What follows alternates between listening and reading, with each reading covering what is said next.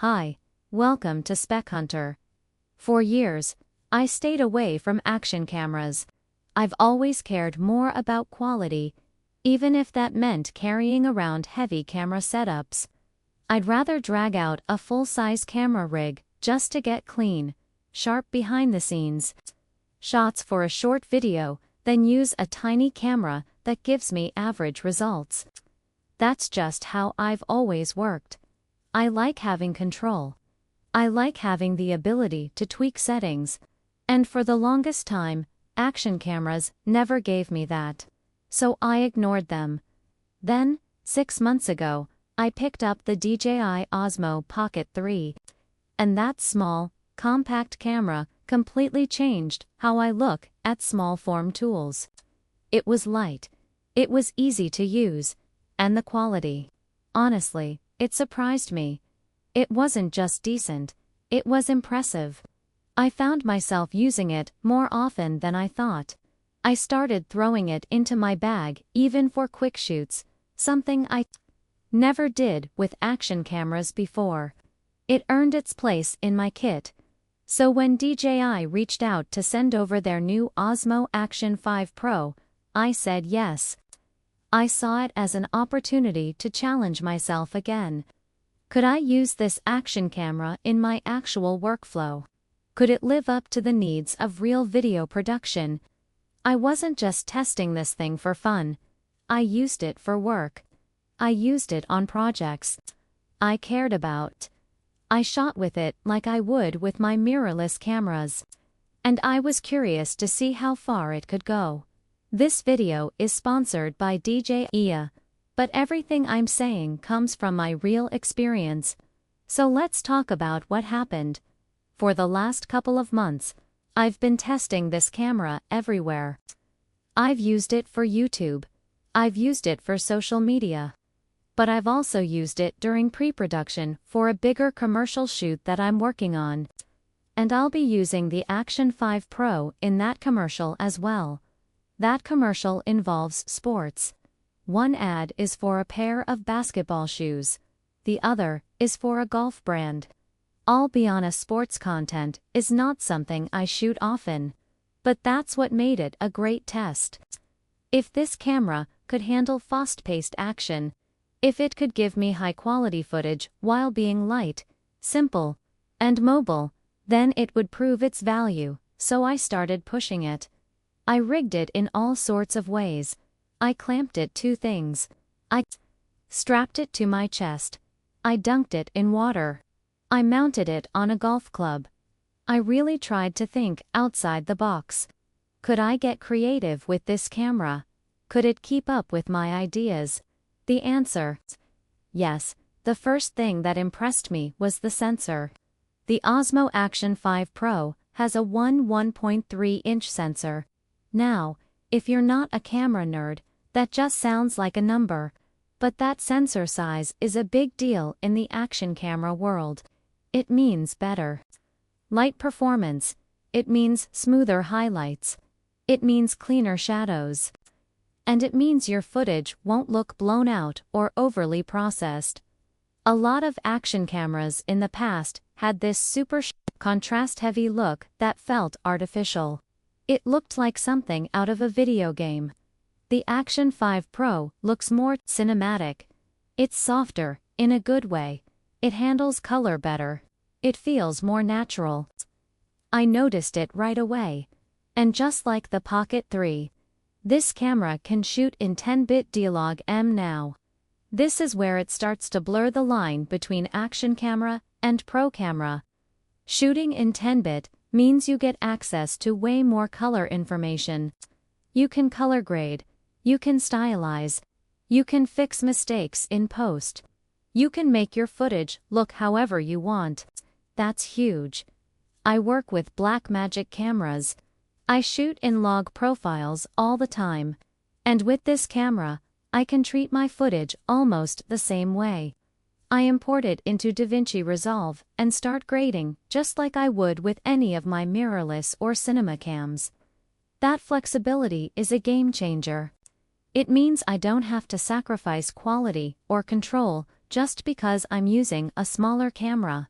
Now, one of the most important things for me in any camera is control. And for a long time, action cameras didn't give you that. You'd hit record. And that was it. You had no say in shutter speed, no say in ISO, no control over white balance. That was always my biggest frustration. But that's changed. With the Osmo Action 5 Pro, you get full manual controls. You can adjust exposure settings. You can lock your white balance. You can tweak sharpness and noise reduction. It's a proper pro setup in a compact body. Personally, I like to shoot with sharpness and noise reduction set to -2. I lock my white balance at 5600 Kelvin when I'm outside.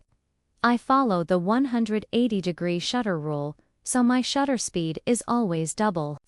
My frame rate. If I'm filming in 24 FPS, I'll shoot at 1/50th shutter speed. For 60 FPS, I go with 1/120th. That keeps motion natural, but sometimes, depending on the action, I adjust that. If I'm not slowing down the footage and I want to avoid motion blur, I'll shoot at 30 FPS with a shutter speed of 1/120th. It's a small trick, but it helps reduce jitter and keeps things crisp. Now, if you're going manual, you'll definitely want to use ND filters. And this is another thing I love. Putting ND filters on this camera is incredibly easy. No screwing or twisting. You just slide it on. It clicks into place. Done. That's it. It's one of the best filter systems I've used, and if you forget your SD card, the camera still has your back. There's 47 gigabytes of internal storage built right in. It's such a useful feature. I wish every camera had that. Sometimes, you leave your card at home. With this, you can still shoot. You don't lose the moment. Slow motion is another feature that impressed me. You can shoot 4K at 120 frames per second. That's insane. And it's clean. Not all cameras handle slow motion well. Some drop in quality, some add weird artifacts. This camera holds up. I used it for basketball scenes, and it added a lot of depth. You can take a fast moment and stretch it out. It helps you tell the story better. Then there's the stabilization. DJI calls it rock steady. And honestly, it lives up to the name. The footage looks like I'm using a gimbal. Even when I'm just walking with the camera in my hand, it's smooth. There's also rock steady, plus, and horizon steady. You can choose the one that fits your needs best. This is a big deal for vlogging. If I go out with my Sony camera, I need a wide lens and maybe even a gimbal just to get usable shots. That's a lot of gear. It's heavy. It takes time to set up. But with this camera, I just grab it and go. I can vlog on the fly. It has two old screens, one on the back, one on the front. That means I can see myself while recording. I can adjust settings with a tap. Both screens are touch-enabled. That's huge. It makes it easy to get the right frame. I don't have to guess. I don't have to check my phone. I can just trust what I see and hit record. And let's not forget audio. I've been using the DJI Mic Mini with this camera. It connects automatically. The audio is clean and clear. I don't need external recorders. I don't need to sync and post. It's simple, it works, and it sounds great. In video, audio is half the experience. If your audio is bad, your whole video suffers. This setup solves that problem. One of my favorite new ways to use this camera is while driving. Now, please be safe if you try this, but sometimes I get my best ideas while I'm in the car. With this setup, I can just clip on the mic and talk. I can capture thoughts in the moment. I can brainstorm out loud. It's become a creative tool for me. And here's another cool thing. If you're using the Mic Mini or DJI Mic 2, You can start and stop recording on the camera by pressing the button on the mic. That's a small touch, but it's super useful. It saves time. It gives you control, even when the camera is mounted somewhere tricky. Let's talk battery life. DJ, I really nailed it.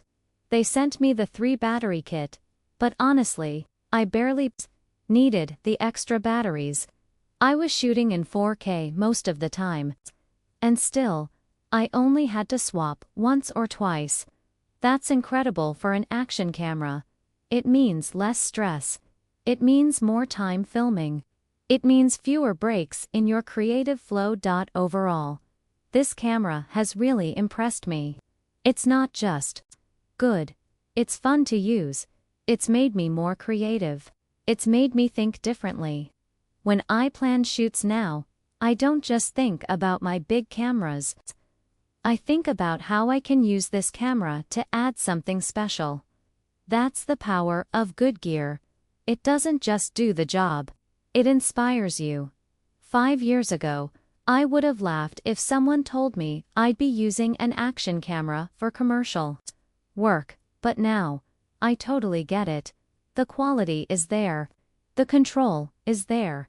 The flexibility is there. You're not limited by the gear. You're only limited by your creativity.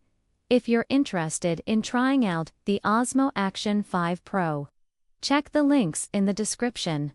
Those are affiliate links, so if you buy from there, it supports the channel. I really appreciate it. Thanks for watching Spec Hunter. If you liked this video, be sure to subscribe and hit that bell so you don't miss the next one. And until then, keep filming, keep experimenting, and keep telling your story.